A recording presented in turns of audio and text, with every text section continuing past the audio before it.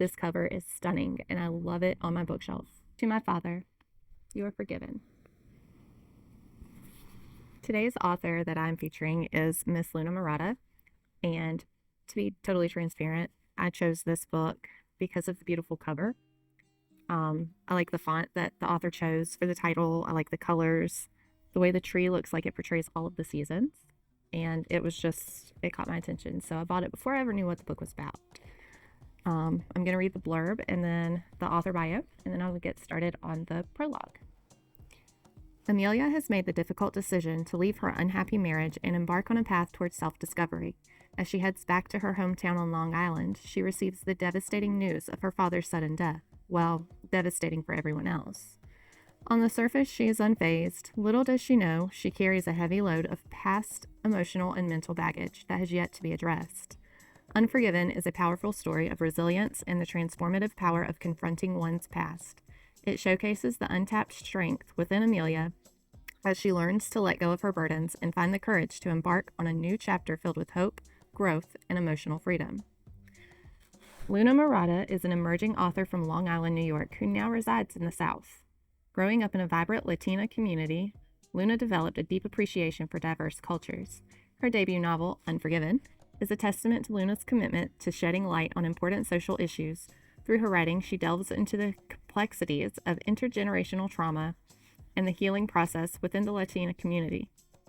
Luna's characters are deeply relatable, and her narratives are known for their emotional depth and authenticity. Luna's writing journey is just beginning, and she is excited to continue exploring new themes and narratives that resonate with readers. Before I get started, I am going to do what I always do and read any trigger warnings that might be in this story. This book contains references to alcohol and drug consumption, domestic violence, anxiety attacks, and explores themes around suicide, generational trauma, and addiction. Always pay attention to trigger warnings, that way you can take care of and protect your mental health. Prologue of Unforgiven by Luna Morada. Warmth envelops me as I rise to my feet. I'm standing in an unfamiliar room. My eyes dart around looking for the light source, and I realize it's coming from the outside. This room couldn't possibly be so bright just by natural light, but I see that none of the light fixtures are turned on. To my left, there's an enormous white marble countertop, at least 2 inches thick, and what appeared to be kitchen cabinets covered with tarp. Directly in front of me are double French doors, which are wide open, allowing a warm, salty breeze to waft inside. I can smell everything so vividly here. Someone is grilling meat outside, and I also smell grilled fruit, pineapples, green bananas, maybe even coconut. It smells divine. I can hear waves crashing right outside the doors. When did I come to the beach? Whose house am I in? As I take a couple of steps forward, I hear a familiar voice. "Amor!" he exclaims. My blood turns cold. Fear resurfaces so quickly I can hardly breathe. Just then, he walks past me carrying a bright white marble tile. I stand frozen, unable to control my trembling. He looks just like I remember him in his youth, tall and lean with beautifully tanned skin. His head clean-shaven to keep him cool while he works, and big ears sticking out the sides. It couldn't possibly be him. I haven't seen or spoken to him in over a decade, and that is intentional. Yet, here he stands, healthy and strong, a stark contrast to the last time I saw him. "How's the floor looking?" he asks. Confused by his question, I look down at the ground, my eyes now adjusting to the very bright room. "It looks great, Poppy," I say slowly, barely recognizing my childlike voice. He was a very skilled craftsman. He specialized in flooring and could lay a tile floor down in record time without ever using spacers. In his prime, he was highly sought out to do custom stone and tile work for very wealthy clients. "Where are we?" He smiles. "You know where we are." His smile comforts me, which is unnerving. This is a dream, but it feels too real. Like I can go right up to him and touch him. Yeah, but I'm not trying that. But there's no other logical explanation. This must be a dream. I really should stop eating dairy before bed. I wasn't expecting you today, HEA. But now you're here, you can help me finish up. Nodding in agreement, I remind myself that I am perfectly safe.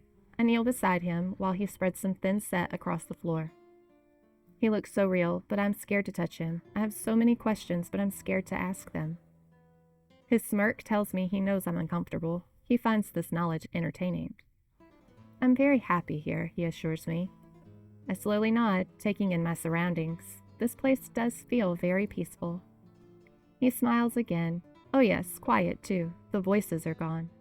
He lays the marble tile down perfectly. You used to hear voices? I asked, my eyes bulging. He doesn't respond. Instead, he instructs me to grab another tile and hold it for him until he is ready.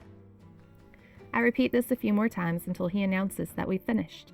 He stands back and seems to admire his work. It looks great, like always, but his expression is one of wonder, like he can't believe what he's seeing. Why are you looking at the floor like that? I ask. He looks up at me, and I see something I've never witnessed before, something foreign and what I always thought impossible. I wince, suddenly feeling exposed and vulnerable. His eyes are so full of life. They glow in the most vibrant shade of brown and dance with excitement. It felt as if I was staring into the depths of Earth's richest soils, dark, strong, and ready to fortify. I'm not looking at the floor like anything, he says gently. He then points back to the glossy marble. It was then I noticed a reflection. My reflection. I'm looking at you. That was the end of the prologue for Unforgiven by Luna Morada. If you liked this content, hit the subscribe button and be notified whenever there are more videos uploaded like this one. I came across her and her author page on TikTok, BookTok, and I purchased this from her store there. I'm certain there are other ways you can support her by going to her website, signing up for her newsletter, shopping on Amazon. This is a book that I just had to have a physical copy of because of the cover. Yes, I've said before, I'll say it every single time it comes up. This cover is stunning, and I love it on my bookshelf. The story is possibly a heavy one. I haven't gotten all the way into the book yet, but once I finish, there will definitely be a review attached to this. One more thing I wanted to include in the reading of Luna Morada's book, Unforgiven, is her acknowledgments. It says, to my husband, oh, your unwavering love and support deserves more than mere words of gratitude, but they are a good start. Thank you for reminding me of my potential all the way to the end. I love you. To my gracious beta readers, Brittany and Garrick, I will never forget the late night Zoom calls after a long day of work and responsibilities. The months of laughter and creativity have become core memories, and I am eternally grateful for your help getting this project off the ground. To Firefly book cover designer, thank you for helping me bring that faithful beach scene to life long before I wrote it. Cover. To Simply Spellbound Edits, you treated this story with so much care, and your editing skills are divine. If you enjoyed it, please support Luna, and even if you can't buy a copy of her book, just a like, follow, visit her website, give her some clicks. Everything supports an indie author, whether it's a purchase or just a follow.